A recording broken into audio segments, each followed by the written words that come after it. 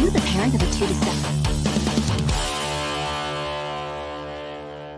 Sometimes people tell us, I don't get it, it's just tea. But let me tell you, we are so much more than just tea.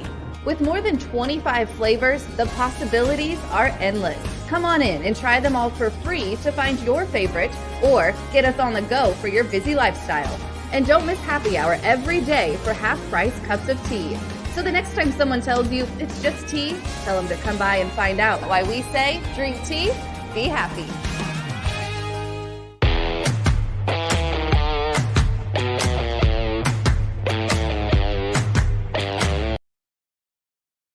Listen to Sports Radio, 97.5 and 1240 KFH. This is Sports Daily with Jacob Albracht and Tommy Castor.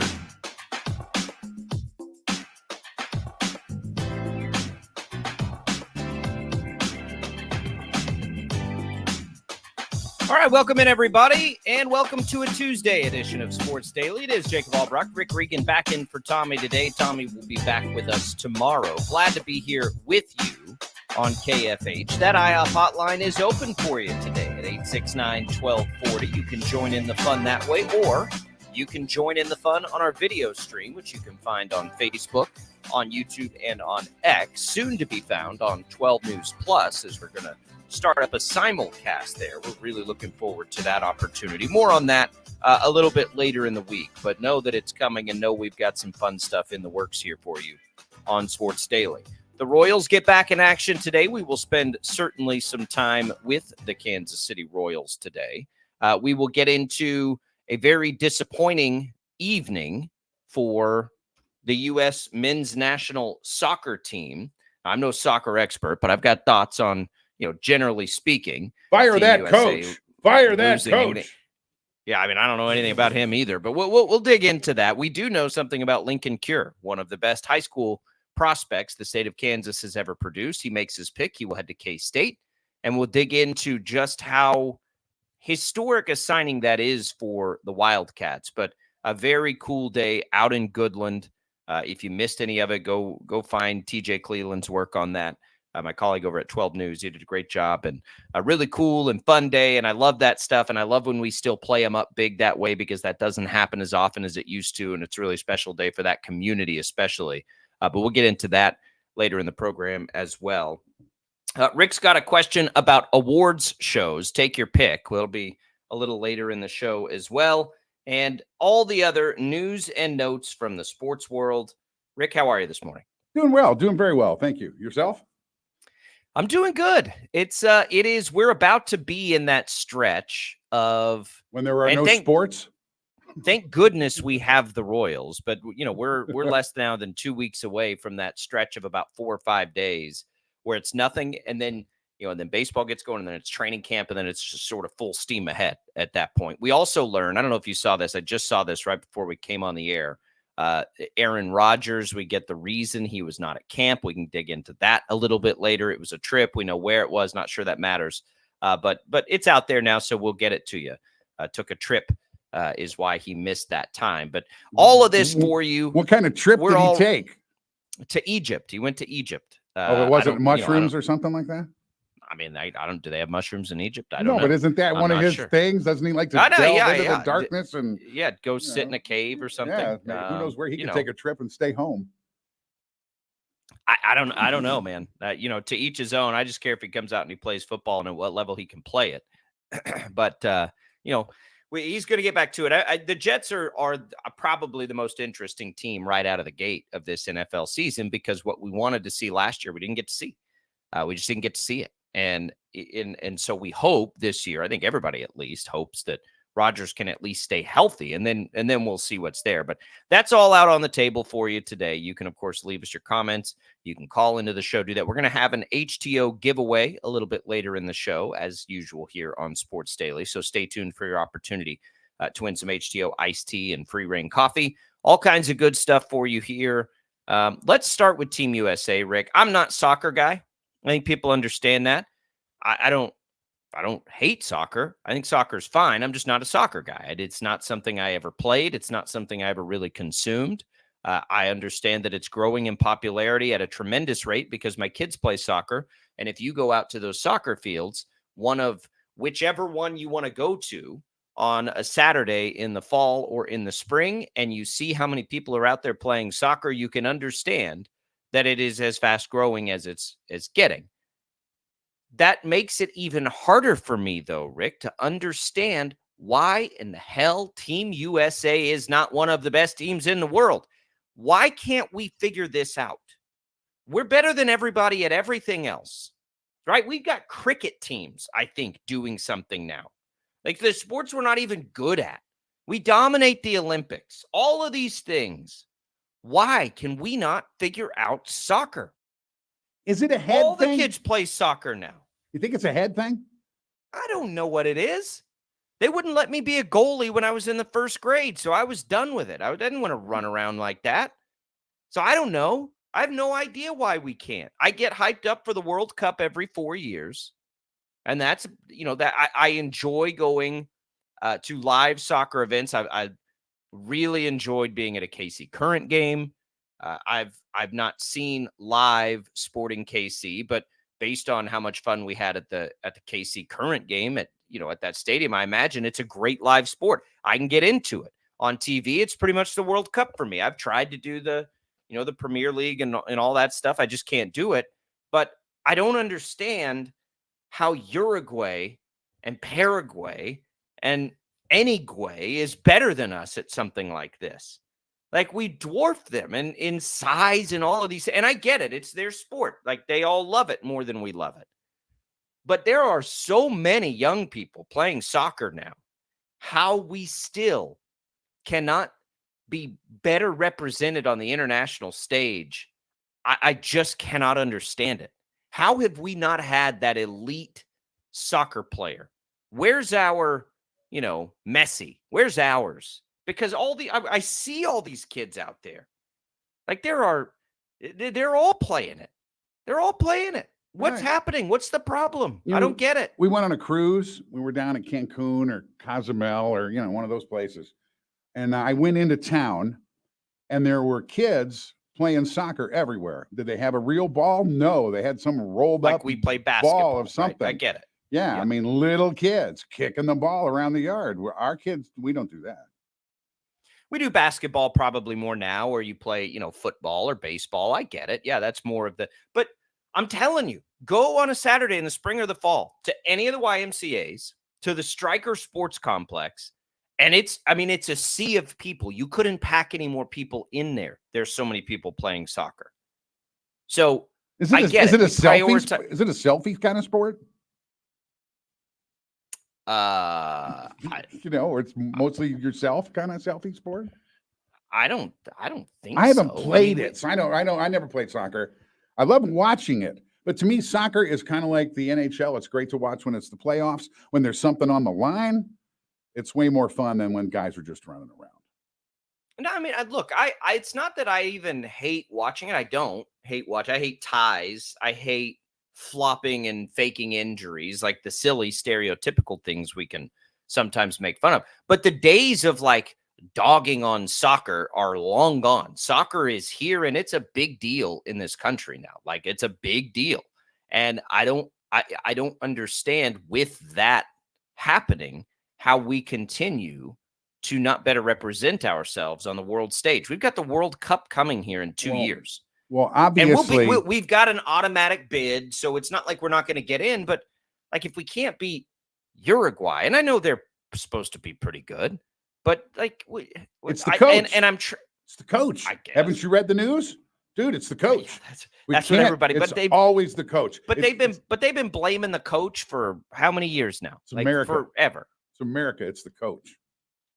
It's the coach. Where is our superstar player? That's what we thought it was going to. Remember when we thought it was going to be Freddie Adu? He maybe ended up good. I don't even know. But like, where's our Messi? Right? Where's our Ronaldo? Where's our Beckham? Where's that guy for us? Do our good guys that go like to England and Europe and play on those teams, because we do have guys in those leagues. Well, sure. Did they come back and play on this team? Yeah. Like so all those guys are playing for us. Our best Clint guys. Dempsey, Our best guys Clint are Dempsey on was it. our banner carrier. And maybe it's not about having the best guys. Maybe that's it too. Maybe you just need to find the best team. I don't know, but I know somebody needs to figure it out because we have the World Cup coming here and we have to be better. I mean, we're getting an auto bid. That happens when you host it. So we get that. I mean, we know we're in. So it's not like this cost us a spot. But man, like I cannot believe we got busted in this tournament in 2 games. That's just ridiculous. 0. I mean, Hey, Wichita's been a soccer city for a long, long time. Wichita's a we great were soccer early. city. We were early on soccer, I think. When we had the Wichita Wings, it was like us and the Tampa Bay Rowdies were the only 2. Where soccer are teams our in America. soccer people? I need soccer people right now to tell me why Team USA is not better than we are. And I don't know that anybody knows the answer because I could sense quite a bit of frustration last night on the old social media machines. Like people are mad, they're hot, and that's what makes me more confident in saying that shouldn't have happened because I always say that shouldn't have happened and probably speak like right out of my rear end on some of that because I don't know what countries are great at this and what aren't. Like I know Brazil's good. I know some of the European powers are good, but I don't know. I don't know if Uruguay's good. I had to pull up my world geography, by the way, is awful because I had to look up some stuff on Uruguay yesterday. I was like, oh, I don't know a lot about Uruguay. You're American, I could tell you it's in South America, but that was all I could tell you. That's all that matters. Looks like a very nice place. Sure, it's great. But they shouldn't be beating us in soccer in international competitions. They shouldn't beat us in anything internationally, like nothing. It's America. Well, let's go. We got about 2 years to figure this out by the World Cup, and I don't know how long it takes. We've been trying to figure it out for the last 25. So good luck. A new coach it certainly seems inevitable. I don't know how many of the players cross over. I don't know how you can mix that up. But here's the other thing. We've been so dominant on the women's side. Why can we not carry some of that over to the men's side? Who coaches the women? Can that guy coach the men? Or that person, I should say, coach the men? What if the women got figured out the men? Because they've been our banner carrier forever in soccer between the World Cup and Olympics and all these things. And they don't even carry it. They just lay it on the side and pretend like it's not even there. They generally sit down when the banner's on. They have dominated in soccer, and we'll see. I don't know, but I know it was a mess last night, and that happened. Jad, you're not a soccer guy, are you? Yeah, a little bit more than probably most. Yeah. Why is this happening? What is happening here? Well, you said this is America. We should be dominating, but when you're talking about the world of soccer, this America means exactly nothing. It means nothing. We aren't even an afterthought in the world of soccer. I mean, is it as simple as, LeBron James and Bobby Witt Jr. and, Tyreek Hill and all of our great athletes play the other sports and maybe in other places their greatest athletes play soccer? Is it that simple? That's more or less most of it. Yes. That makes sense. Okay. Yeah. That makes more sense, but it still amazes me because of how youth soccer has grown, though. Like how much kids play soccer now. That's what surprises me. But those kids playing soccer now get to high school and they play football, they play basketball, they run track. So. One of the few things they'll do is continue to play soccer. Maybe so. We just need a handful out there. If you're star athletes, we just need a handful of you to pick soccer, please, and just help us win these things. And because here's the other thing that aggravates me is I know how much this would aggravate the rest of the world if we were really good in men's soccer. And I need to say men's soccer because we've been fantastic in women's soccer for a long time. But imagine how angry it would make the rest of the world if we were really good at men's soccer.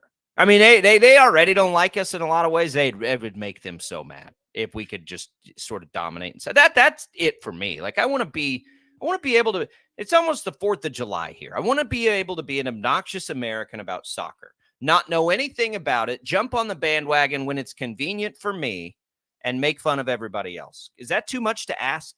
Absolutely not. America. or better put, America. Let's get it together, Team USA. You got 2 years. I don't Countdown's see on. it happening Yeah, good luck. anytime soon. Good luck to us. We got 2 years. Figure it out. Figure it out, fellas. Don't let us down. Don't embarrass us, please. Last night was not good. So it appears to me based on the chatter that I'm seeing here. Well, Let's be that's awesome. That's the other side of it, Jacob, though. You say you don't want them to embarrass us.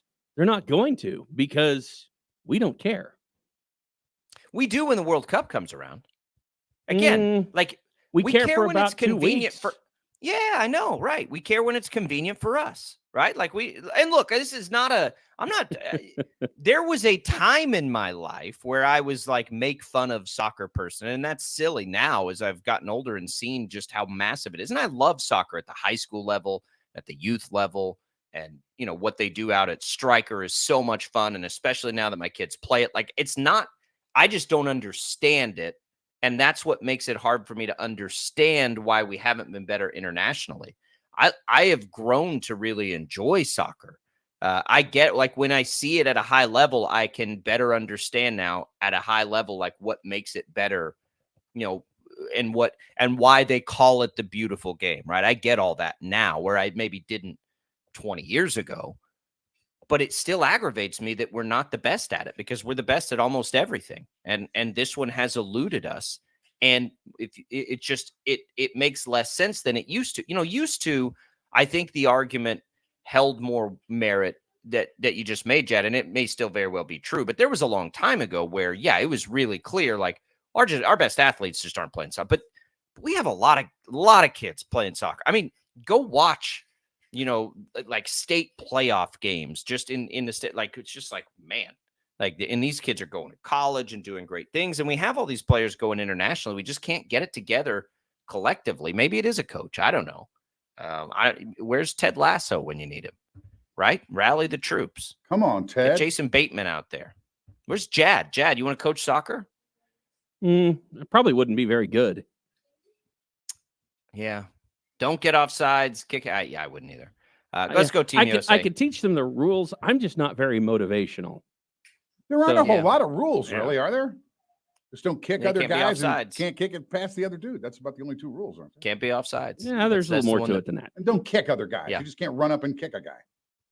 Well, you can, but you get flagged for it. Penalty card. I love the cards. The card 2 years. stuff is fun. 2 years, Team USA. Get it together.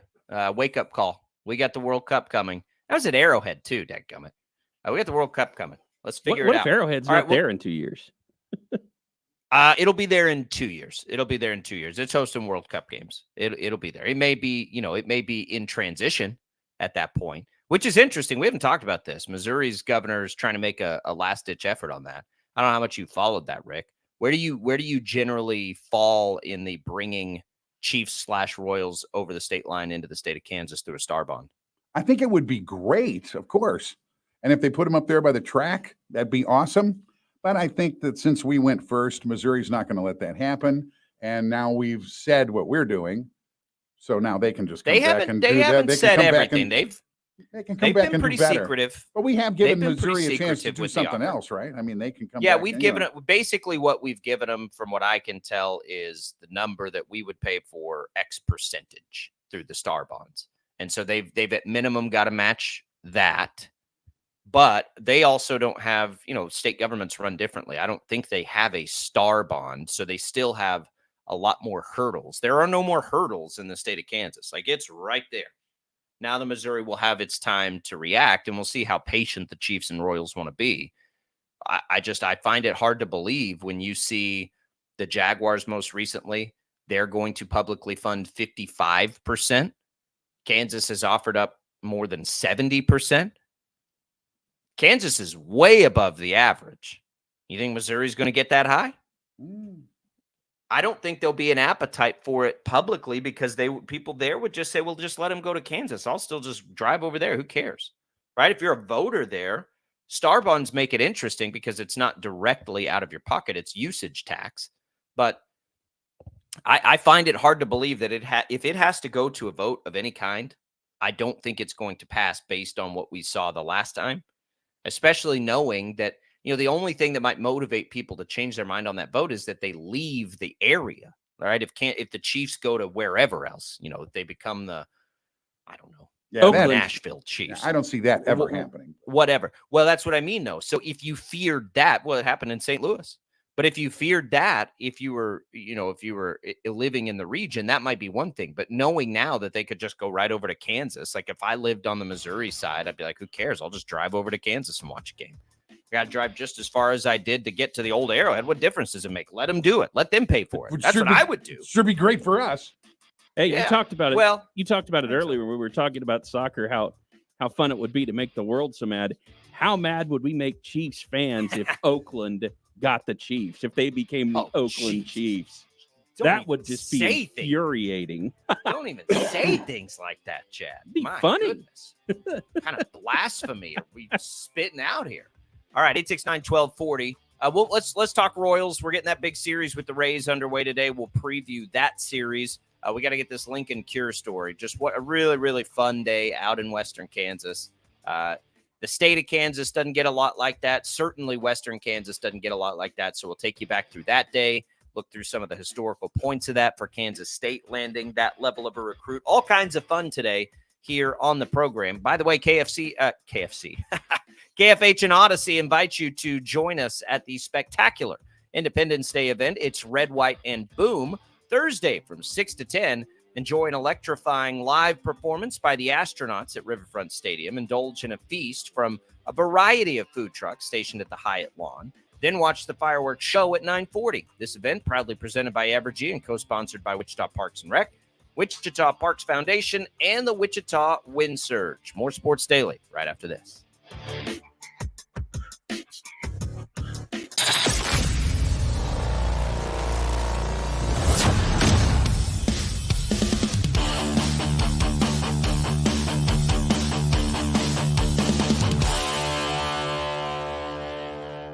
Sometimes people tell us, I don't get it, it's just tea. But let me tell you, we are so much more than just tea.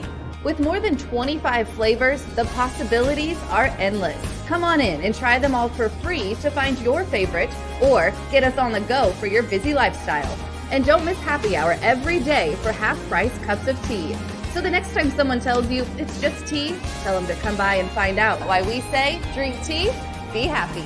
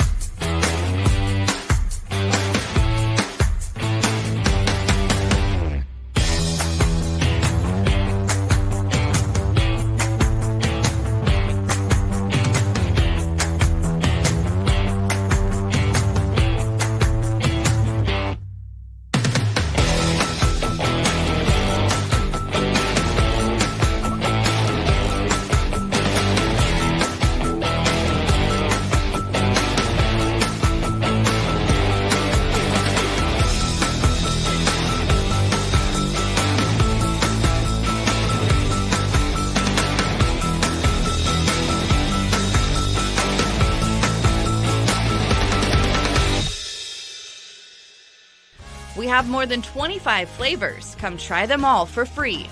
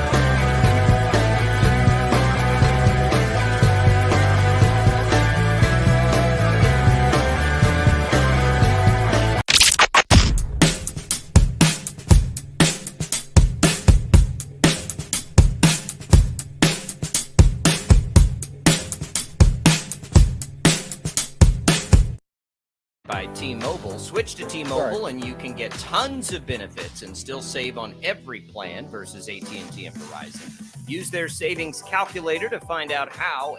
T-Mobile.com/switch. Speaking of baseball, we're back at it. Just a handful of games last night. Lots of teams had the night off. The Royals back in action tonight, and they take on the Tampa Bay Rays, who are very much heating back up, very much getting to where we probably thought they would be. This is a moderately large series looming here. Kansas City trying to continue some momentum after the 3 out of 4 against Cleveland. Offense seems to have woken back up, and here we go. It is a pitching matchup featuring Brady Singer, not in the daytime. Look, their games at home. They're against a good team, but if the Royals are going to be in this thing, Rick, you gotta win this kind of series. You got to take care of business at home, because we know right now that the Royals are totally unreliable on the road. So if that's the case, you got to win them at home. Need 2 out of 3 here, maybe better. But it starts tonight with Brady Singer. It's going to take a good percentage of wins to secure a berth in the playoffs, to become a wild card team, and they've got to win some at home. What do you think that number needs to be, by the way? 75 for the wild card. So right now, I know that's where they are now, but is it 90? Is it 92 by the end of the season? I'm looking 547 as a winning percentage. Let me just see if I can find roughly. So last year, the Blue Jays had a 549 winning percentage. That equated to 89 wins. So the Royals are probably, and 543 is 88 wins. So you could say right now the Royals are on pace for 88.5 wins. Now, I would tell you that I don't think that's going to be good enough this year, 88.5. So they need to get a little bit better. 88.5 would not make the playoffs most of the time, even with the expanded wild card, but 90 about does, right? So it's not like they have to get a lot better. But when you think about it with the Royals, and you think about this point of the season, which is, we're a little over halfway there, but they're 8 games over 500 right now. Nobody on the planet would have told you they would be 8 games over 500, 86 games into the season, but they are. And it's not probably good enough yet.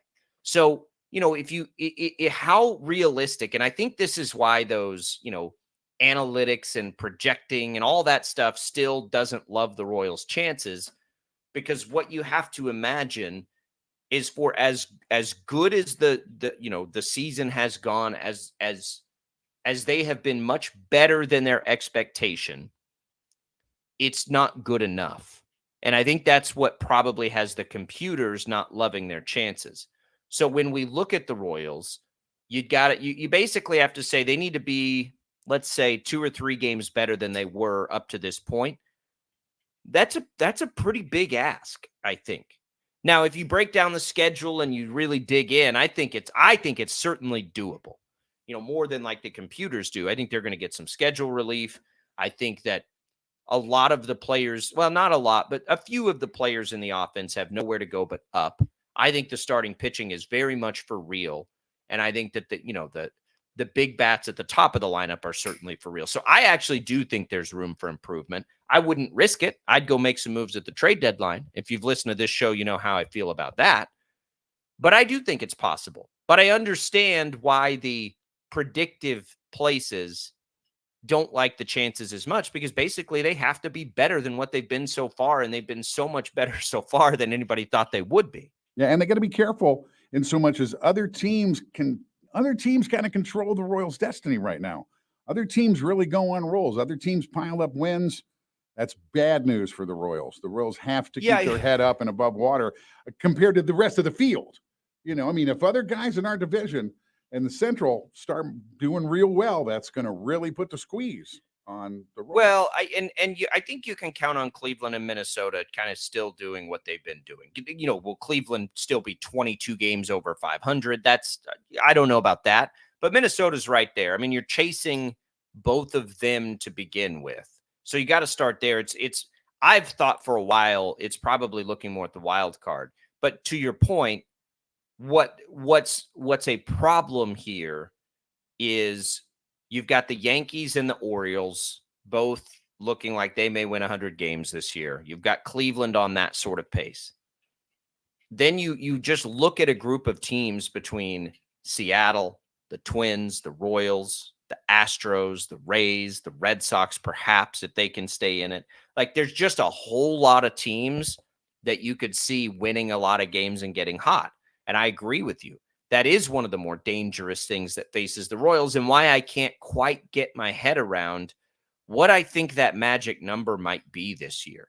What I keep wanting to say, like, is it 95? But that's never the case at the end of these seasons. Wild card teams, there are outlier years, but in sort of recent history, like in 22, Tampa got in with 86 wins, right? The Royals are ahead of that pace right now.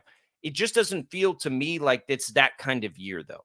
It feels to me more like, in 21, let's say, in 2021, in the wild card race, you had 4 teams with 90 or more wins in the mix. So I just told you in 22, 86 wins, Rick got Tampa into the postseason.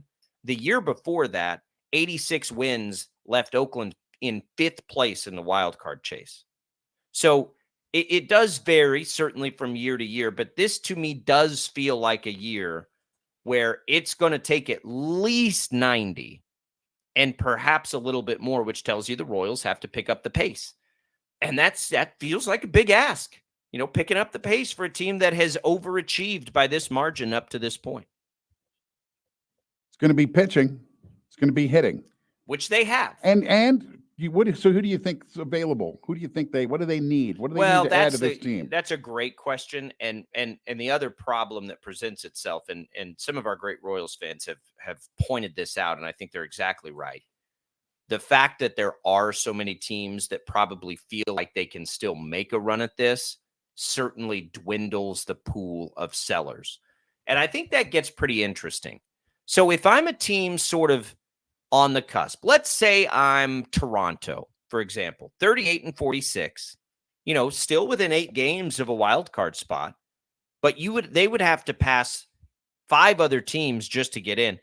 That to me is a team that could really set itself up at the deadline if they chose to sell early. Now that's a hard ask because they've invested a lot in this roster. We know the Angels and the A's and the White Sox are going to be sellers. That's clear. We know that the Rockies and the Marlins and probably the Cubs are going to be sellers. I say the Cubs are at 39 wins, are only 5 games out, so maybe not yet. Again, that's the problem. So you're looking really there's probably only 5 teams that would tell you on July 2nd that they are for sure sellers. And everybody wants to pick from those rosters. So right now they can drive the price up. And until other teams fall out of it, the price is going to be really high for those bad teams. That does make it harder to make a move now. But at the same time, the Royals don't have a lot of wiggle room. And they may not have a choice but to wait till the trade deadline because of these circumstances. What do we do? Just go buy a big arm? I don't think bullpen arm maybe, but I think they need a bat. I think they also need a bullpen arm. Look, the Royals don't have a lot to work with in trade. They're going to have to, if the Royals do anything splashy or even moderately splashy at the deadline, my guess is it's going to be because they're willing to pay out a contract and spend some money. Now, they spent money in the offseason. Do they have any more money to spend? Can they spend money would be the question, because I don't think putting together a massive package of prospects is either A, what the Royals desire, or B, what they can even do, because they don't have very much on the farm right now. So probably anything that they do comes with a price tag of cash money, because teams will want to dump contracts and they should be willing to take those on. Now, small market baseball, I don't know if they have the financial wherewithal to do that. I have no idea. Never seen the books. Don't know how this has gone. They spent a lot of money by their they spent a lot of money this offseason. Does management need to think they have a chance to do the whole thing, or is success in the playoffs good enough? Here's why I've predicted. Oh yeah, just reaching the playoffs is enough. I don't think it's like World Series or bust for the Royals. How much do you spend, then? Well, that's what's interesting, because it doesn't make a lot of sense to me to spend what they spent and bring in the players that they brought in if you're not willing to sort of push it all in for a couple of years. Because otherwise the additions that you made don't make as much sense. Usually when teams go and they spend significant amounts of money, and look, there are teams that spend more, but in relative terms, the Royals spent a ton of money this offseason. It doesn't make sense to me from a business perspective for them to do that and then not follow that up. Sort of just, like half-assing it. Like, that doesn't make a lot of sense. They did go big. So why not continue to do that? There are a lot of problems, though. The regional baseball networks are a problem right now. Teams don't know how much money they have. Like the Rangers, who desperately needed to make moves, didn't make any because they don't know what their TV deal looks like. They're basically like, we're out of money. We can't. The Royals have the same television partner with Bally. I don't know how much that plays into it. That uncertainty. I mean, I think there is very much a possibility that this sort of is just like, how big a check are you willing to write, John Sherman? And he's trying to build a new ballpark, so maybe he's willing. I don't know. There is interesting a team, because we don't know where the resources would come from, and we don't know if they're available. And then, Tommy has said multiple times he doesn't think it's a terrible idea to just ride through what they have like they did in 2014. I think it's a little bit different of a roster makeup for that, but I think they could. I mean, I think that's definitely a possibility, because they just don't have any more resources. And at that point, you have to ride it and, bank on these players still doing their thing. I do think that not all of these hitters will, be as unproductive as they were in the first half. I think there is room for improvement, which is a good thing. I don't think they need to do much. I think they're small additions. Where is an old veteran bat on an expiring contract that doesn't cost us much, that can just get in and even become a rotational player in the lineup? I think you start there. Bullpen arms are going to come at a premium for a while. They may not be able to get in the business of a bullpen arm, but you can win with a bad bullpen. It's frustrating, but you can do it. It's going to be a long month. There's been worse bullpens. It will be. It'll be a long month. It'll be a stressful month. It'll be a very stressful month for Royals fans. Hopefully they just win a ton of games.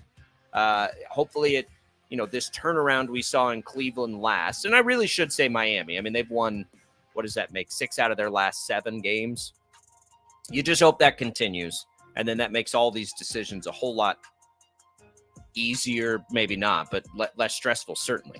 All right, we'll come back. We've got more Sports Daily coming for you. We'll get to this Aaron Rodgers story. We find out where he's been hanging out. Lincoln Cure, the newest K-State Wildcat. All kinds of good stuff for you. It's all coming. It's Sports Daily. It's a Tuesday. Jacob Albracht, Rick Regan. We'll be right back.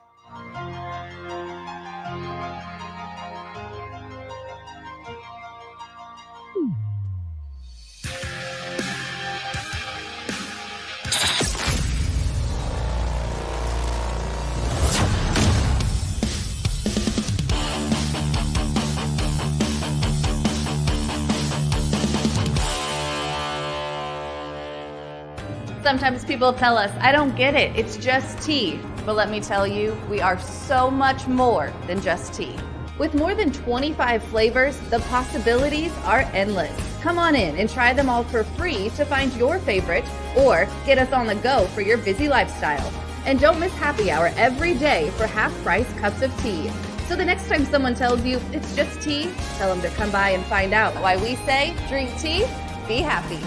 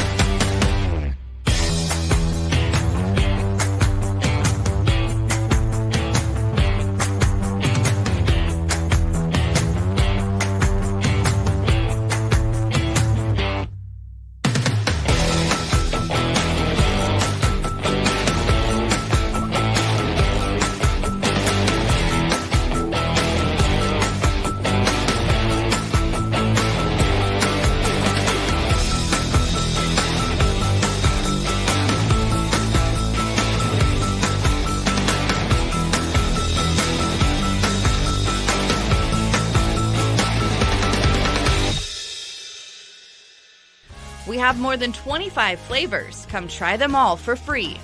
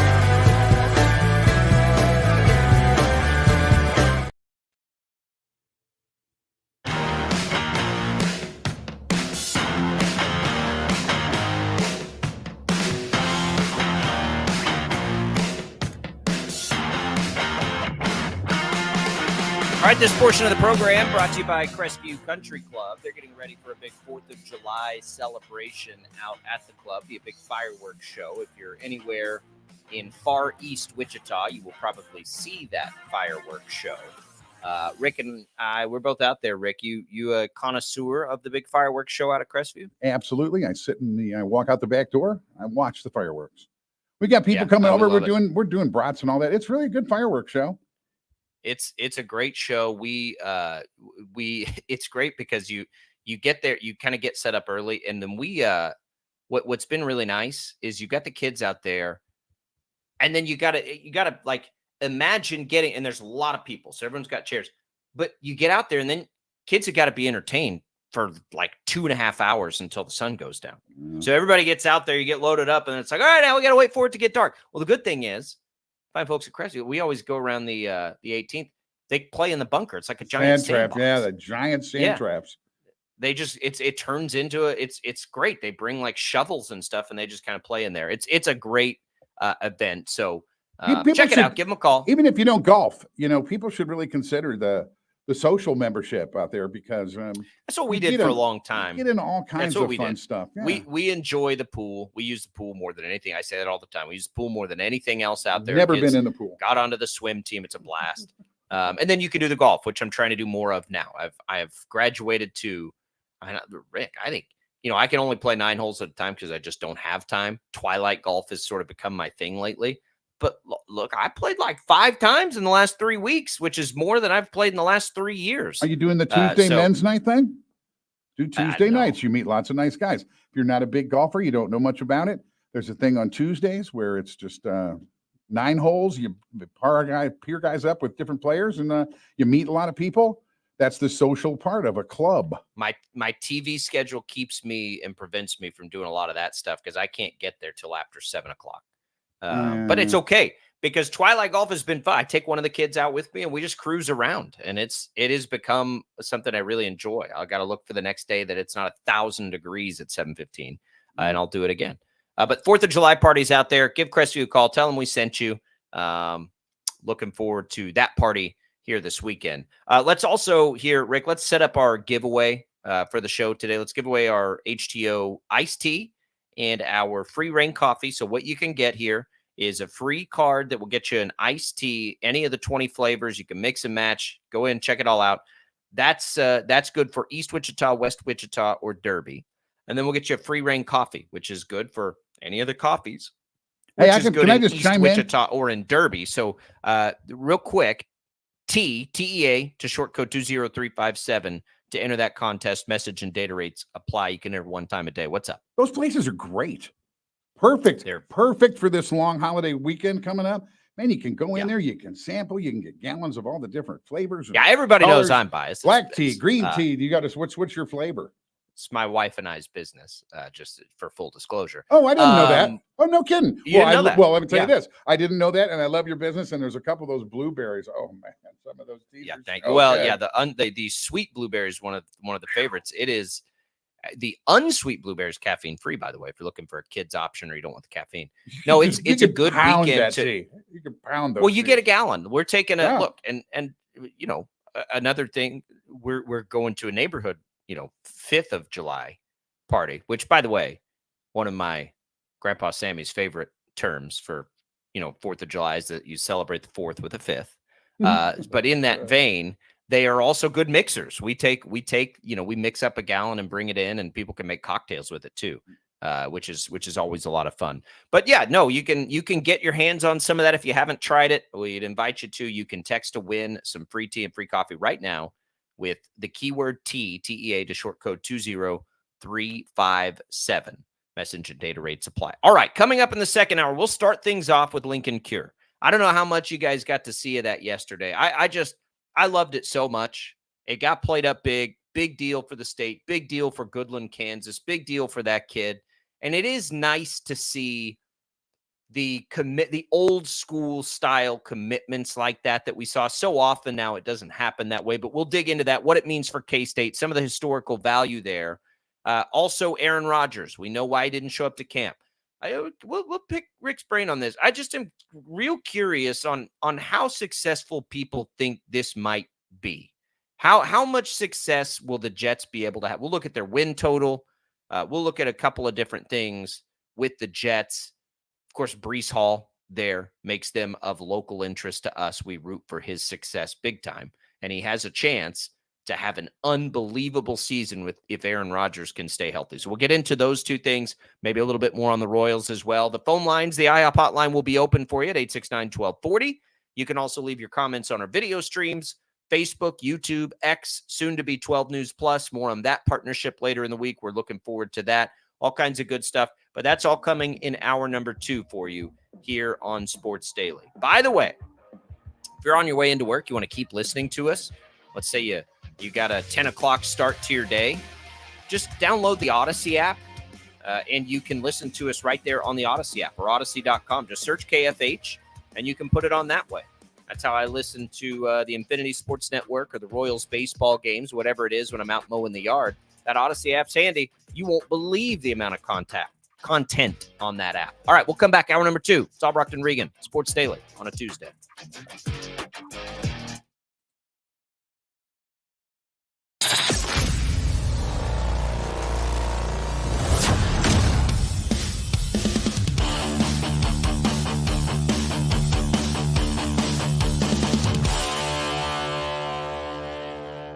Sometimes people tell us, I don't get it, it's just tea. But let me tell you, we are so much more than just tea.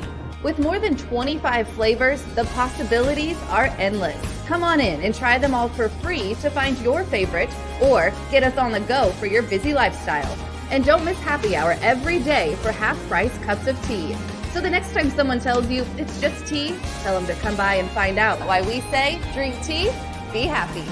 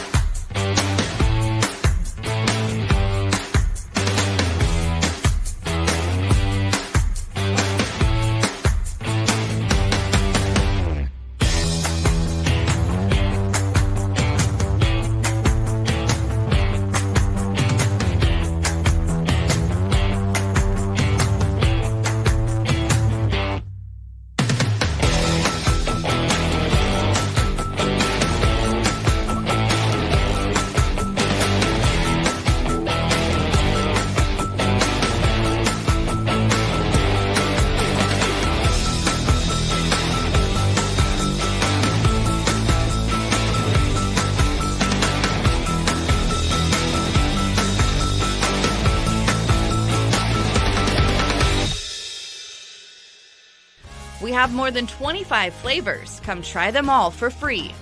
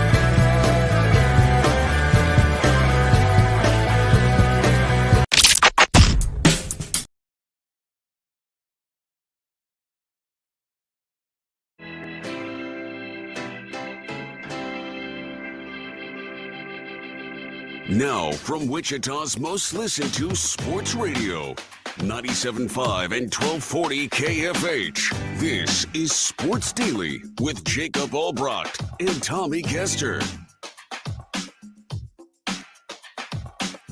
All right, welcome back in to Sports Daily, everybody. Rick Regan in for Tommy. One more day. We'll get Tommy back tomorrow. Glad to have you with us on this Tuesday. You can go back and listen to anything you missed in the first hour by going to kfhradio.com. Our video streams also live forever. They're there on Facebook, YouTube, and X for you. Just search KFH. We will begin a partnership with 12 News on the show that will simulcast here next week, Monday. We'll have more information on that later in the week, but we're pretty excited about that opportunity. Looking forward to it. My worlds will collide even more as we do that. That should be fun. We'll do it right as Big 12 Media Days are happening. We'll get some reports out there from Vegas where the media days are for the first time. I think it's just an incredible idea. I think it's going to be so fun and cool. We've got a giveaway going for you right now. If you want to win some HCOT and coffee, you can text the keyword TTEA to short code 20357. That is out there for you right now. Message and data rates apply. I want to say also a thank you to Prairie Fire Coffee, because mornings at KFH, the staff does enjoy a great cup of coffee from Prairie Fire Coffee, a big old jug of it, a tub of it out there in the Odyssey studios. Always appreciate that. You heard some of it in Ted's update there. Lincoln Cure. He picks K-State. We thought he would pick K-State. He does pick K-State. It was down to K-State, KU, Oregon, and Texas A&M. So those were the four schools. What I loved, there were a lot of things I loved about this, and we'll get into Cure in just a minute.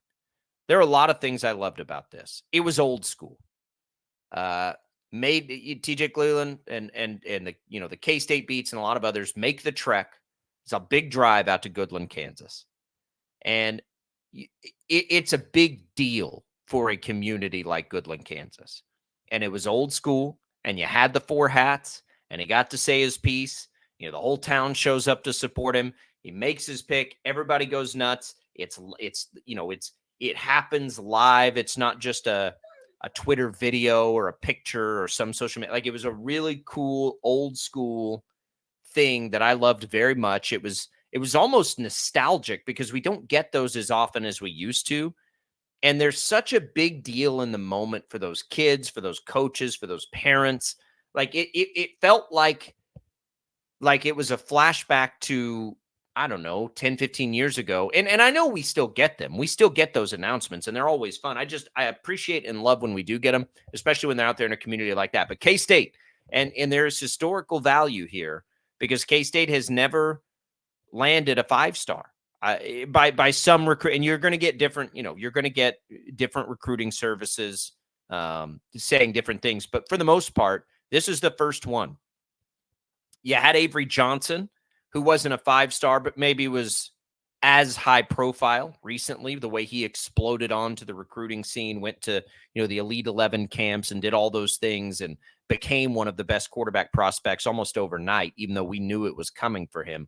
Lincoln Cure's been very much on the radar for a while. You don't become a 5-star by accident. You're talking about, Rick, a state champion hurdler. He can run basically an 11-second 100-meter dash. He can hit the high jump at 6'2". He was part of a state contending basketball team. And then, the football player that he was last year, just under 1,000 yards, 14 touchdowns. This is an elite athlete, which is why you get 5 stars, as a very exclusive club. He got it. K-State got him. And that's a big, big win for the Wildcats. Well, he's a good-looking kid. Come on. Yeah, he seems like a really good kid. 6'6", 200. I watched the thing on Channel 12, KWCH. He spoke for 3-4 minutes. Very nice kid, surrounded by his parents. He's clean cut. Good, just a good-looking kid. You want to root for him, and that's is that why it feels like it's so much of a step back in time watching him? It was old school, yeah. He's like because you just don't get. It's in Goodland, right? There aren't a lot of Goodlands out there left, and so But listen, I know that there's also him, dancing with Avery Johnson on a TikTok video. So don't think it's not new school too, because it is. Like he's He's going to be fine. But yeah, you love to see the, the gratitude given there at the thing. And that's all fine too. To each his own. But you're talking about a high level athlete. And if you could, if you can barely draw him any better, at least by, statistics and everything else. I'm curious to know how K-State wants to use him. Cannot wait to find that out, because yes, he is the size of a tight end, especially when you consider how much, like muscle and weight he'll put on when he gets to college and gets in those weight programs. But he's got the athleticism when you hear some of those other things. And it's like, man, could he be like, could this, we be looking at some kind of a wide receiver at the same time? Like, could this be a Travis Kelce-esque? Now, I don't want to take anything away from Kelsey's blocking, because he's a great blocker. And I'm sure that Cure would be too. But of course, the Chiefs utilize Kelce. They line him up out wide all the time. Is that the sort of weapon Lincoln Cure could develop into? They got another couple of good tight ends in Oakley and Wichita native, Will Ancio up there too.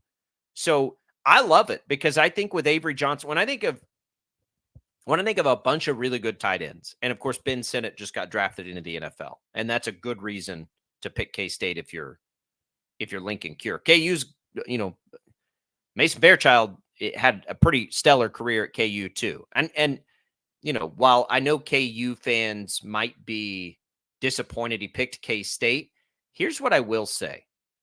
I don't think, Rick, that I haven't heard much animosity from KU fans. I'll say it that way. Whereas I think people, and I could be reading the room incorrectly from KU fans, but I do think there was a sense of pride just in that a kid stayed home, and we're seeing more of that, whether it's KU or K-State. Like, these kids are staying home now. And we said this yesterday.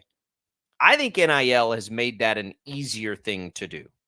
Where do you think Lincoln Cure, if he ends up being as good as, I guess you could say projects to be, where do you think he'll have the most endorsement opportunity? In College Station, Texas, or in the state of Kansas? He's a Kansas kid. Farm kid from Western Kansas. How could he not go to the Wildcats, really? Well, but I mean, he's a farm kid. They're not going to go to KU. Avery Johnson's not a farm kid, but he's a Kansan. And the opportunity for the local kids to be latched onto by sponsors potentially, it's a bigger deal. I thought this would happen when this all started. I was like, guys, I know everybody's worried that like Alabama and Georgia are going to just go buy all these players. That's not what we're seeing. Now, they're still doing plenty of that. But flashback, let's say, let's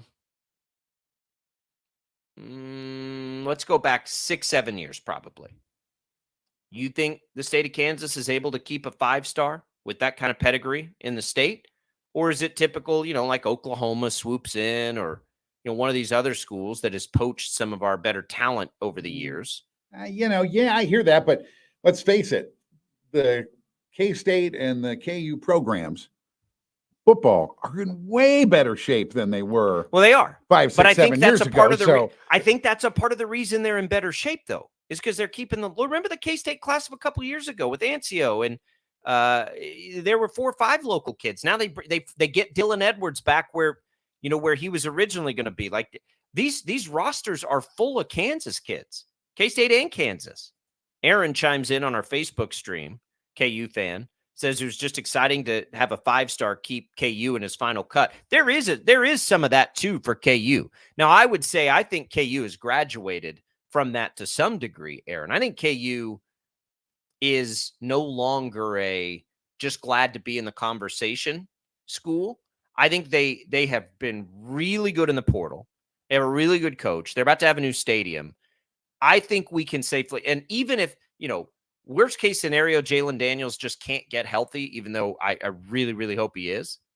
I think Kansas has graduated, and we're past the past, right? They are beyond that now. I think that is far less of a concern. And so, yeah, I think having KU in the mix there was important. And I agree with that, Aaron. I think it was more about, though, just the two Kansas schools are who it felt like he was deciding between.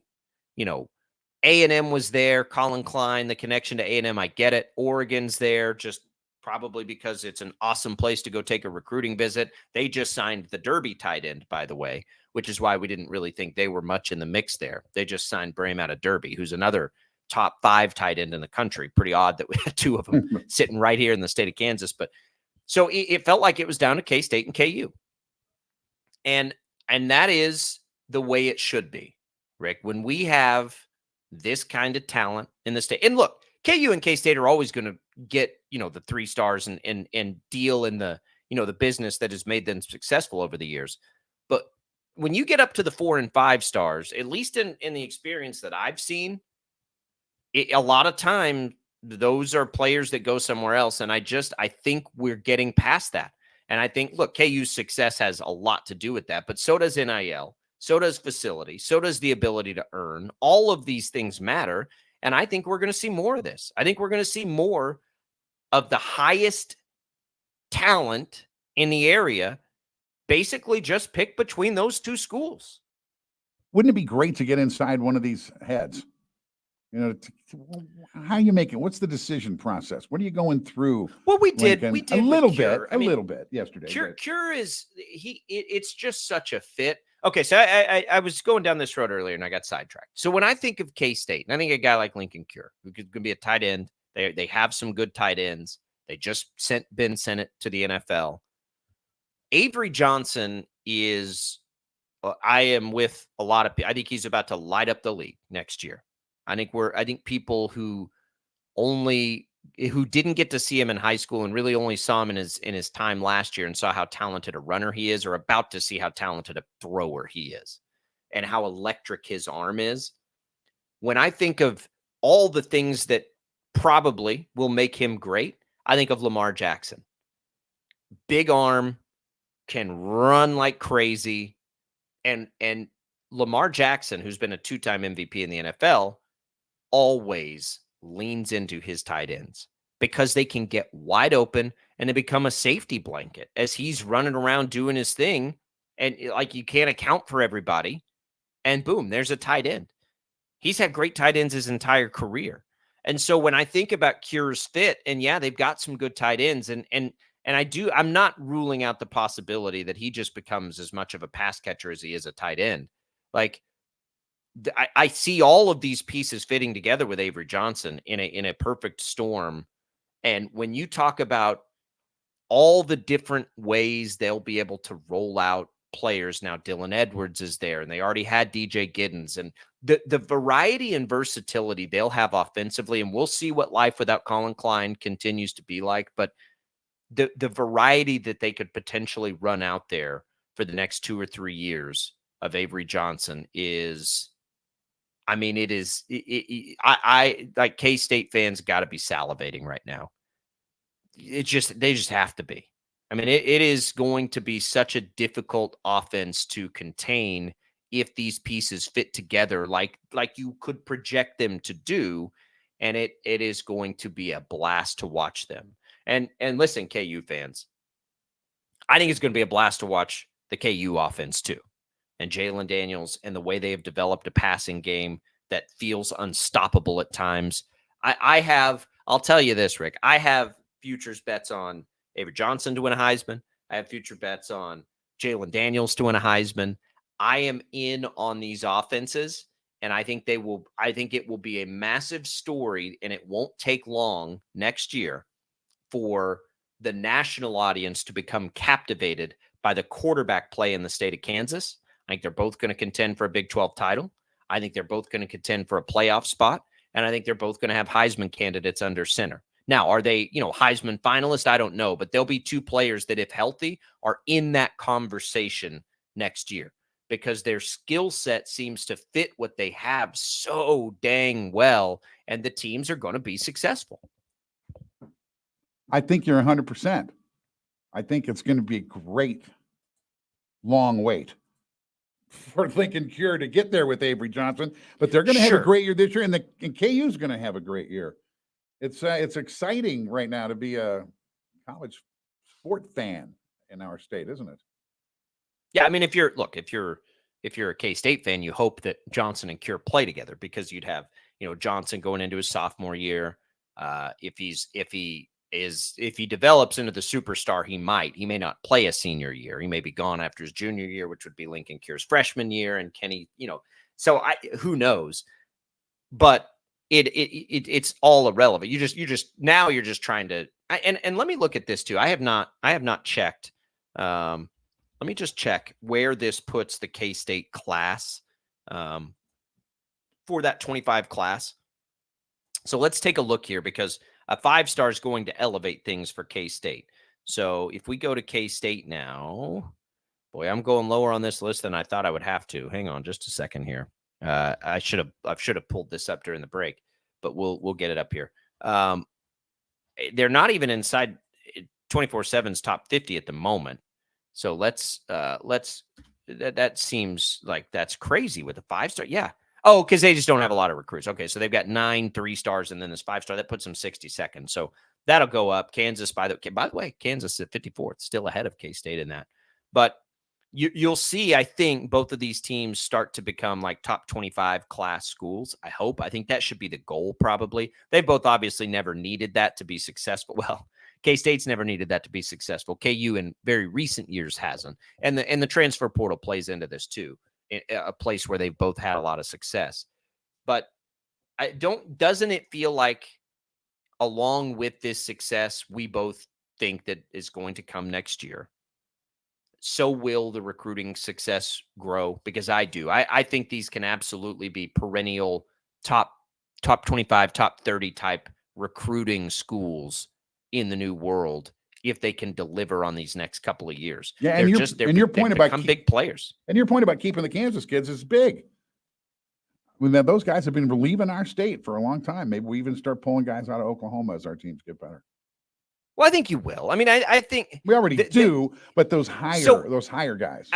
I think a part of it for me is it just seems so attainable. Like let's say the goal is for both to be top 30 recruiting teams on a yearly basis. I don't think that's unreasonable. Oklahoma State has lived in that space. I think two things would need to happen. And you got to look at these classes now in totality. They need to be almost flawless in keeping Kansas kids in Kansas and also be successful in the transfer portal. I think that can be enough. I mean, they need to recruit the region still, right? And get, 3-stars, maybe an occasional 4-star regionally speaking. But if they can keep the best Kansas kids and they can continue to identify and have success in the transfer portal, I think you're going to see that goal achieved. And with that, basically just the floor comes up a little bit, right? The ceiling has been high for a while with K-State. They won a Big 12 championship recently, all the things. But I think the floor comes up as you just continue to acquire and accrue talent that way. And keeping him in the state of Kansas is the most. I think if you asked Chris Kleiman and Lance Leipold and got an answer from him, we will if we talk to him. Like, is keeping kids in Kansas, is that the first priority? I would guess that they would say yes, because that's where you have to build the foundation of your program. It's going to be a great year. It is going to be a great year in the state of Kansas for college football. Better than we've had in a long time, collectively. We're going to have 2 Big 12 contenders. I think 2 national championship contenders. Plus a whole bunch of new teams to play. Which is going to make it even better. It's going to make it even more fun.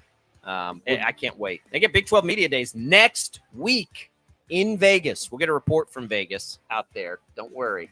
We're going to have lots of fun with that experience. I'm jealous of everybody going out there to cover it because it's a laid-back coverage experience. It's pretty chill if you're out there kind of working it a little bit. Lots of downtime in Vegas. Good place to have some downtime. All right, we'll come back. Aaron Rodgers took some downtime right in the middle of training camp. Not training camp, but mandatory workouts that he wasn't there for. We'll tell you where he was. Are we worried about it? What do you think of his chances, the Jets' chances this year? We'll look at some futures bets and some things like that. It's Sports Daily. It's Albracht and Regan. We'll be right back.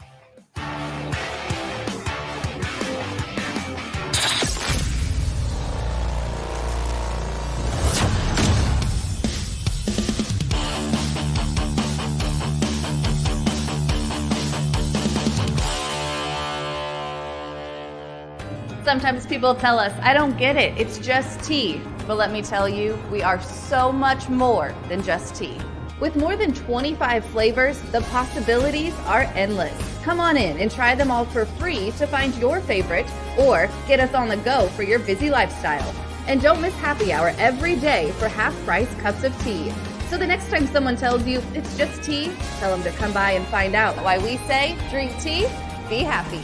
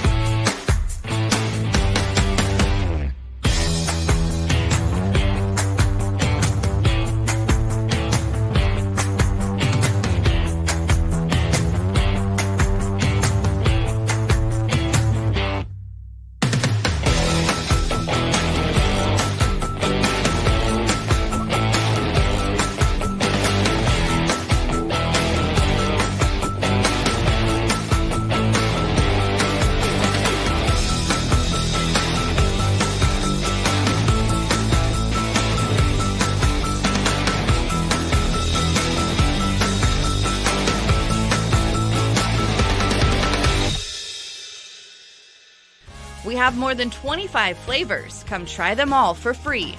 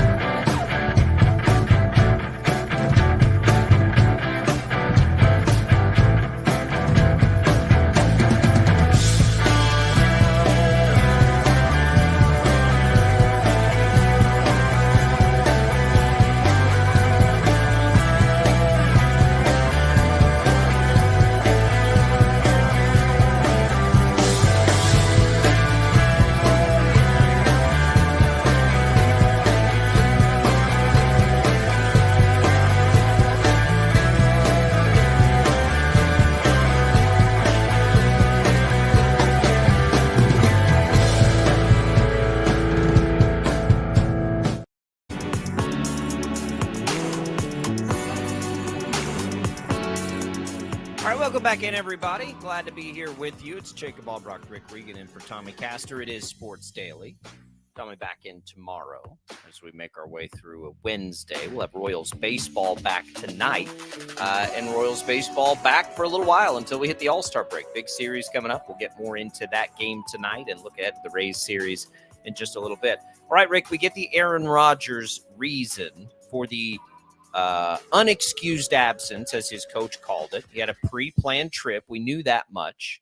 But now it's SNY reporting that it was for a trip to Egypt that was booked while he was recovering from his Achilles tear. A quote from Connor Hughes, giving him something to look forward to during one of the lowest points of his career. The Jets then, I think, changed the date on that mandatory minicamp, and it crossed over with the trip. And so, therefore, it was an unexcused absence that his coach and his owner didn't seem too terribly worried about. His teammates have not seemed too terribly worried about it. I have said that I'm sort of out on this. It's hard to imagine for me, Rick. And I'm not mad at Aaron Rodgers for not going to mandatory minicamp. I don't care as long as his teammates don't care. But what gives me pause about it is it's hard for me to imagine a guy at his age coming off of that injury who, it's been a long time since we have seen him play at a really high level, but it's hard for me to imagine that he can just step right in and be awesome again. Now, he just needs to be better than they were. I get it. But, right now we're looking at them. They're, according to ESPN Bet, the 7th best odds to win the AFC. I believe it's the 11th, best odds. In best, I mean like most likely to win, the Super Bowl. I don't know how this is going to work if Aaron Rodgers isn't fully committed, and he just doesn't quite seem fully committed to this, if that makes sense. He should have been there. He should have been there. It's a team Cancel thing. the trip and go, right? Team thing. He should have been there. He knew when he booked that trip when he was injured. Well, he didn't know when he booked it. He knew after the trip, when it was going to be. I mean, the dates of the trip were, those dates are kind of in stone. It doesn't make any difference to me. But when you got all the money in the world, is it really that hard to change the dates on your trip to Egypt? When you've got all the money in the world, how do you stay motivated to show up? Well, I think his motivation to be great is still there. I just don't know if it's the highest it's ever been. And when you have to overcome the things he'll have to overcome physically, which is rehabbing from an Achilles tear, which is being old, I think that makes it more difficult to not be 100% all in on it. And look, he may feel like he is. His teammates may feel like he is.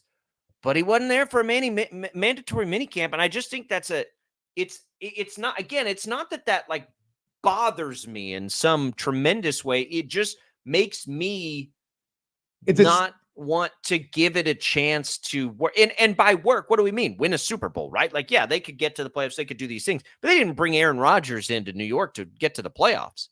Their expectation is to try to win a Super Bowl. And if he's not all in, it's hard for me to imagine. Their win total right now by Vegas, over under 9.5 wins. 9.5 wins. Do you see the Jets getting to 10 wins this year? No. I don't see how Aaron Rodgers plays the whole season, actually. I know that's just way out of the blue, but these guys aren't completely motivated anymore. Well, he's old. He's old. I mean, I don't think pyramids. He's going to the pyramids in UFC fights. He should be showing up in practice for the other guys.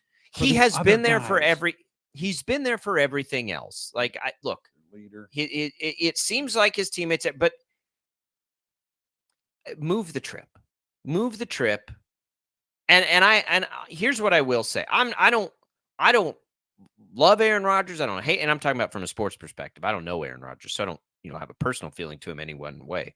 But as far as from a sports perspective, don't love Aaron Rodgers, don't hate Aaron Rodgers, don't don't have a strong lean either way. I know a lot of people do. I don't.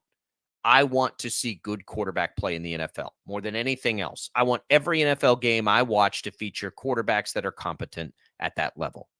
And so more than anything else, I just want him to be that. I really root for Breece Hall.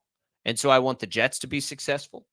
And I think if Aaron Rodgers is, full health, ready to roll, we are about to see Breece Hall with an opportunity that he has not had before in the NFL. He has almost been hamstrung by bad quarterback play. And we know what running backs, Aaron Jones for all those years with Aaron Rodgers. Breece Hall has a chance to be incredible. So I root for their success, maybe as much that as anything else. Mike says maybe the tickets were non-refundable. Yeah. Well, that's sort of my point. I think even if they were, when you make, $40-50 million a year, you could probably take the hit on a $900 plane ticket. Now, again, I don't know. And again, it's fine. Like, do what you want to do. It just makes it harder for me to imagine that they can achieve their ultimate success. I want him to be really good this year because I think it's an incredible story. I think it'll make Breece Hall even better. It makes football I happen better. to want to see. It makes football better. It's interesting. I want to see what Garrett Wilson's capable of with a great quarterback because I think he's incredible. Again, like all these really good players that have been hamstrung by just some of the worst quarterback play in the league for a while. I want to see what they're capable of. And they just can't do it if Aaron Rodgers can't give them something. And at the end of the day, with all of it, the other really tricky part, Rick, is we don't even know what version of Aaron Rodgers we're going to get yet. Even if you don't factor in the injury, and you have to factor in the injury, especially when it is that injury, you have to factor it in. Yes, Aaron Rodgers, when you go back to 21 and 22, was your MVP, right? Incredible seasons. 2022, his last full season in Green Bay, it was okay. It was certainly better than what the Jets have had. Don't get me wrong. But it was all right. 26 touchdowns, 12 interceptions, a far cry from where it was a couple of years before that.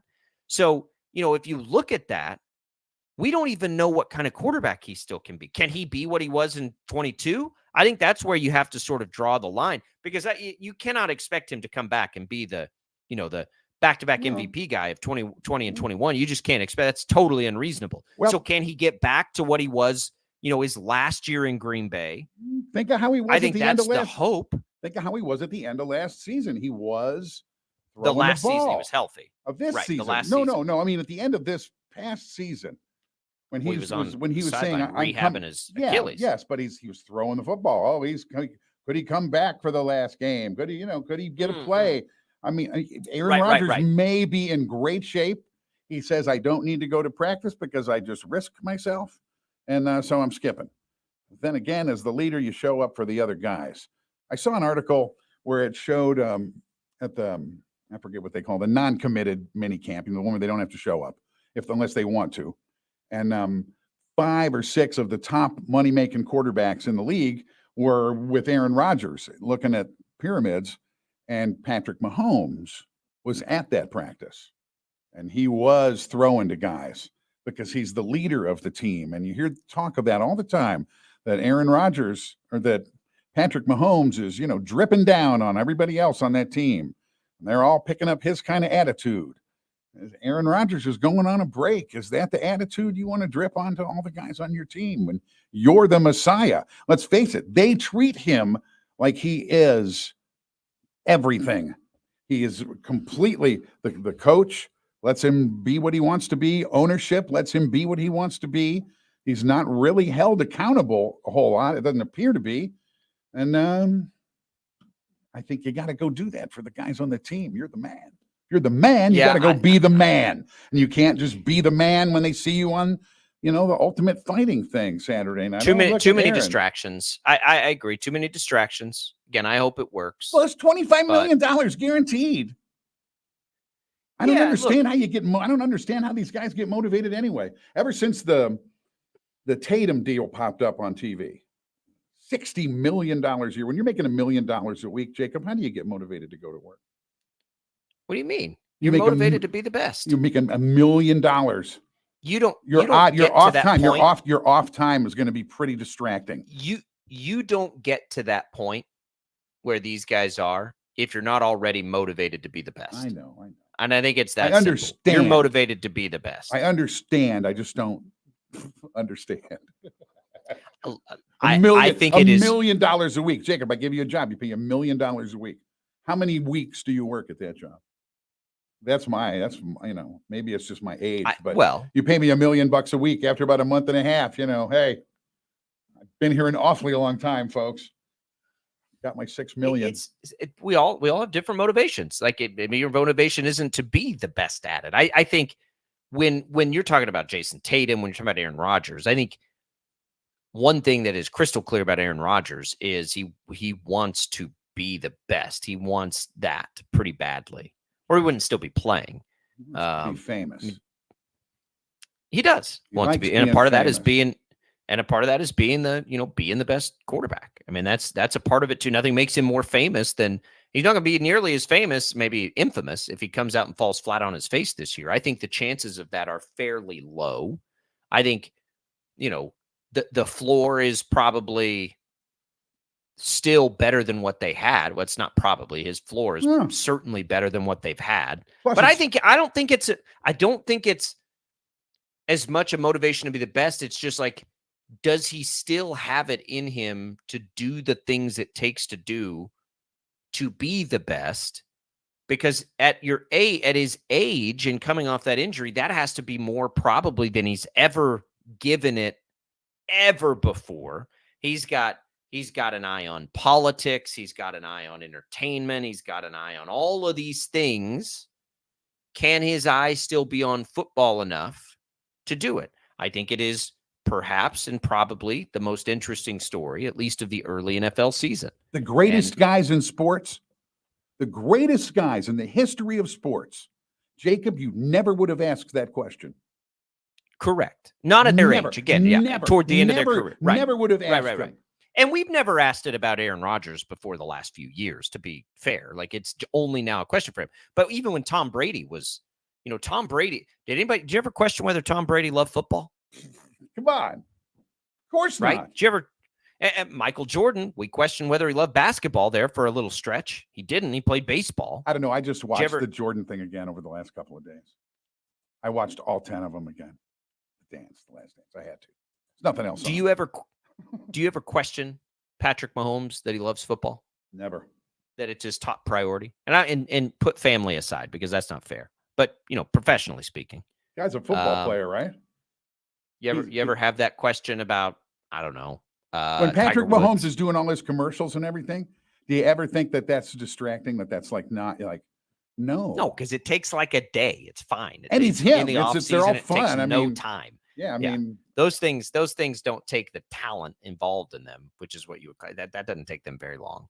But yeah, he's spending his off season flying guys down to his, to Texas to throw him and he's a lot younger. Listen, he's a lot younger than Aaron Rodgers is. Did Aaron Rodgers maybe Aaron Rodgers took some wide receivers to Gaza or to Egypt, Giza, whatever. Maybe he went to pick cotton.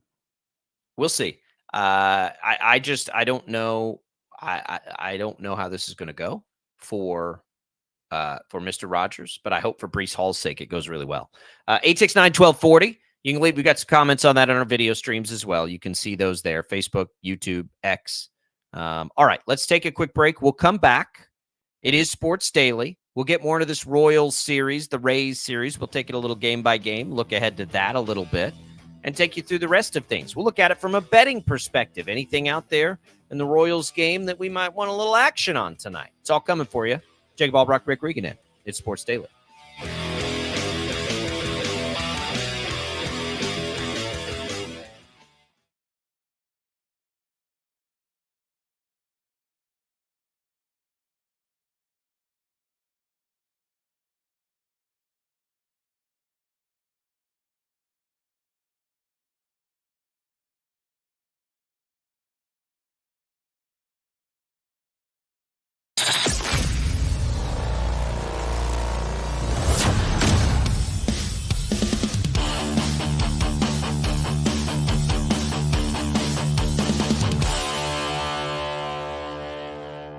Sometimes people tell us, I don't get it, it's just tea. But let me tell you, we are so much more than just tea. With more than 25 flavors, the possibilities are endless. Come on in and try them all for free to find your favorite or get us on the go for your busy lifestyle. And don't miss happy hour every day for half-price cups of tea. So the next time someone tells you it's just tea, tell them to come by and find out why we say drink tea, be happy.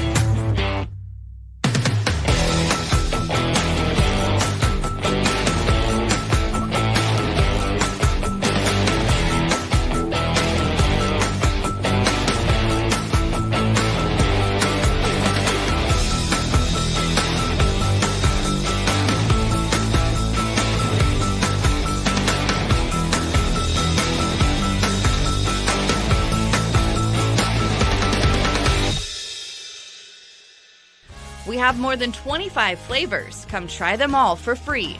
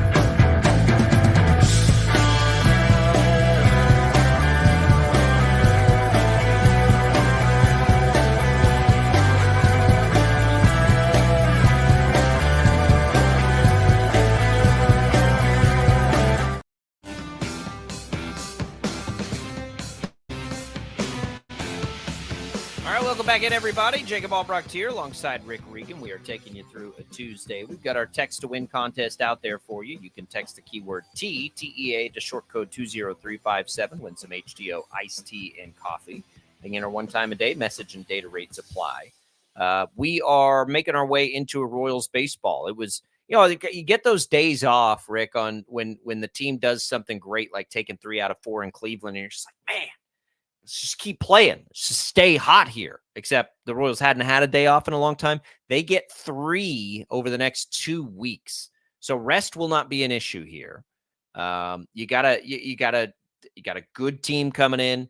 You got a hot team coming in. You got a team that's been there before. They're not afraid of these things. Certainly, they're ready to try and put themselves back in a position to reach the postseason again. And if you're the Royals, you're at home. And it's pretty simple. The Royals are favored tonight behind Brady Singer. So there is slight favorites, not a whole lot, though. You look at by Vegas here, it's minus 120 at ESPN Bet. So the Royals are your favorite. Again, it is a slight favorite. Your over-under is set at 9.5.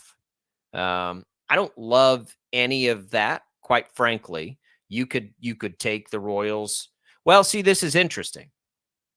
You can get the Royals at minus 1.5 at plus 175 if you think they might win by 2 runs. You get better. I don't really love any of it. I don't think from a betting perspective tonight. I guess I would lean to the Royals. It's Brady Singer's.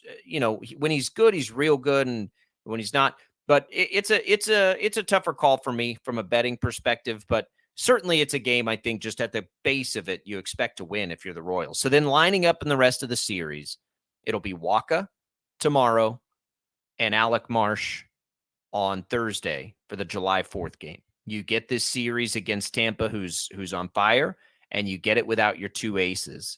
So what are we looking at here, Rick? I mean, if we talked in the first hour about expectations, all these things, how many wins? I mean, I think certainly it's a series. You don't want to lose any home series. I think the expectation for the Royals, the rest, I don't care who they're playing, is to win their home series. But, I mean, would it be reasonable to think sweep here without your 2 aces, without Reagans, without Lugo? I mean, is that within the cards here? Should they just try to be winning a series? This is an interesting one. It's kind of mixed in here, and the way it's all lining up in the rotation makes expectations a little bit more difficult for me. Well, maybe we get a little social success here too. We've had some rest. The guys are traveling. It's a holiday. The stands are going to be packed all 3 days, tonight, tomorrow, and Thursday. You would think so, yeah. It's going to be. Let me look at what big nights of games. So let's see what Tampa. I know they've been red hot lately. Okay, so they were at home for a stretch. So this is their first part of a road trip. So I think that's less of, and they did also have a day off yesterday. So they'll be fine. I think it's less of, them coming on the road is less of a problem for them than it might be, for normal circumstances. I think you gotta, I don't know. I just have had a hard time with this series. I think you can keep it simple, though. I think you can keep it simple that it appears the Royals have found a groove again and they're at home. So you at least take 2 of 3. And I think you keep sweep in mind. You don't have your 2 aces. Here's the other thing, though. If you can get through this, with wins, now you get your 2 aces on the road. And yeah, it's against Colorado, but maybe a good chance to win a road series, which they haven't done a lot of this year. Yeah, and it's only 2 games, too. It's a little quickie weekend in and out, win 2 games. That's good action. And then straight down 70 to Cardinals, I think, are next, right? So it's a lot of. You get Colorado in between it. So they gotta buzz over to Colorado for 3, and then they get that 2-game series with St. Louis, and then they get a big one. If this weekend at home against Tampa is big, on the road against Boston right before the All-Star break is even bigger. That series, as it lines up right now, you would get Reagans and Lugo and Singer. So you'd get Singer in the day, which has been a thing, by the way. Brady Singer's been really good in day games this year. That Boston series lines up for you perfectly. And that will be a tremendous opportunity for Kansas City, because that is one of the teams they're going to be competing with. Tampa is too. So you look at that, and St. Louis is good. They're not going to be competing with St. Louis for a playoff spot, obviously, and Colorado stinks. So it's an interesting stretch of games. It is. After the All-Star break, the Royals come back and they'll get the White Sox, they'll get Arizona, they'll get the Cubs, then they get the White Sox again, then they get Detroit again. Then you're looking at a pretty soft stretch of the schedule. I mean, of all of those teams we just talked about, I mean, none of them are really that good after the break. The Diamondbacks are 2 games under 500, so I don't think I would call them bad. Of course, they went to a World Series last year, but the Cubs have really struggled, and the Cubs are one of the worst teams in the National League right now. But you're looking at a stretch where you get the White Sox twice, the Diamondbacks, the Cubs, Detroit, before you play Boston again, and then it gets to be a pretty tough stretch for a minute after that. But here's the thing with Kansas City. You look at it, and until they get to August 23rd, they get it. There's mixed into all of that is a really big series in Minnesota, but between the All-Star break and that, there are a lot of winnable games for the Royals. All right, let's real quick before we take our final break, Anthony wants to chime in. What's up, Anthony? Welcome into Sports Daily. Hey, I know you guys probably know me well enough to know I'm not a real big baseball guy, but I am kind of following along. I guess as the Royals go is where I go. I guess that's the big thing. So, yeah, my thing is with the Royals is, win the games you're supposed to win. That's the simple mathematics. Win the games you're supposed to win. Win the series that you're supposed to win. Sweep them if you can. But then at the same token, to really build your confidence, you also have to be able to win some of those series that no one expects you to win. And I think that will really bode well for their confidence. I want to say real quick, kind of getting off topic, I had a great weekend because I got to check out a lot of basketball action. You guys probably know about this, but it was the I-35 Showcase Series. A lot of good girls basketball action. And the surprising thing is how many coaches was out checking out some of these young talents. So that's awesome. I saw a lot of young basketball players out and about. That's probably why, in uniform around town. I bet that's what that was. That's cool. Yes, that's what that was. So I just wanted to throw that out there too. And, the state of Kansas, we're blessed to have a lot of good girls basketball action. It's a lot of coaches are actually looking at it at such a young age. So get out and support these young ladies. But yeah, that's my thing on the Royals. Win those series that you're supposed to win, sweep them if you can, but still something that no one expects you. And I believe if they do that, then that helps their confidence even more and puts them in a better position. And who knows, good dog fight for the division between them and Cleveland. And of course, we know Jeff Lutz, he's a Cleveland fan. Sorry about that. Sorry about his luck, but it is what it is. I'm just throwing some shade. Yeah, I know. Listen, I know. You got to throw that shade. Of course, you got to throw that shade when you're a hometown fan of the Royals. I'm with you. Thank you, Anthony, for the call. We'll talk again soon. I think you're right on with it. And then it just becomes, back to the question. So if you're winning the series you're supposed to win, Tampa, they're hot, but that's a series at home that you're supposed to win if you're the Royals. And they get it tonight, by the way. You'll hear coverage of that game beginning right here on KFH at 7 o'clock. And if you want, more baseball coverage and you're not in your car, you can also go to the Odyssey app and you can listen right there to the Royals games. And we'll be right here tomorrow to probably overreact to that one game, because that's the beauty of good baseball, Rick, is you get to overreact to 1 out of 162 each and every day of the summertime. That's why I love baseball. Every pitch. Good baseball. Good baseball. All right, we'll come back. We'll tell you what else is on the network and wrap things up next on Sports Daily.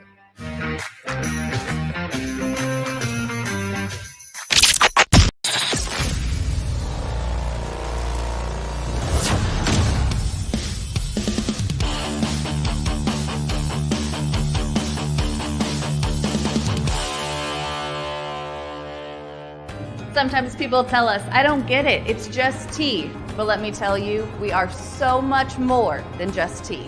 With more than 25 flavors, the possibilities are endless. Come on in and try them all for free to find your favorite, or get us on the go for your busy lifestyle. And don't miss happy hour every day for half-price cups of tea. So the next time someone tells you it's just tea, tell them to come by and find out why we say, drink tea, be happy.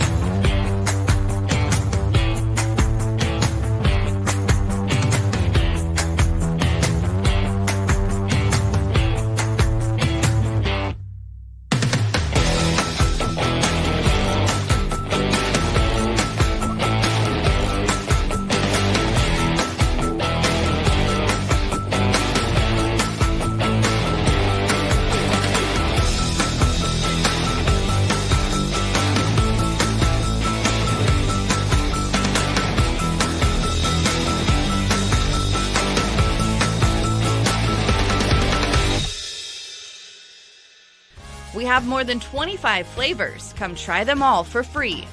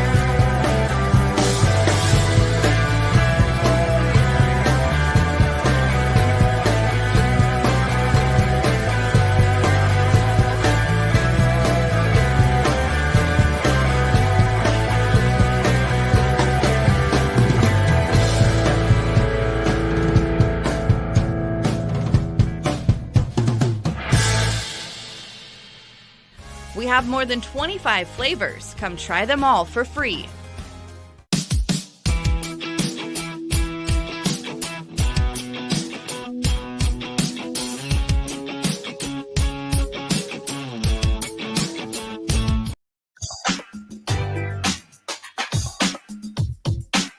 All right, Rick, appreciate it the last couple of days. Thanks for hopping in with us. Hey, thank you for having me, Jacob. Always fun.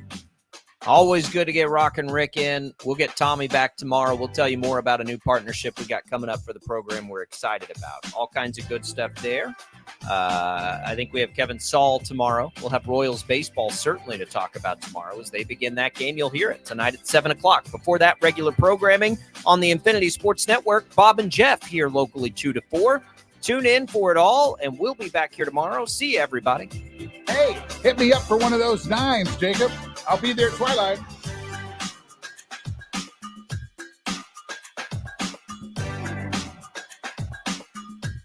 In Odyssey Sports Station, this is 97.5 and 1240 KFH. KN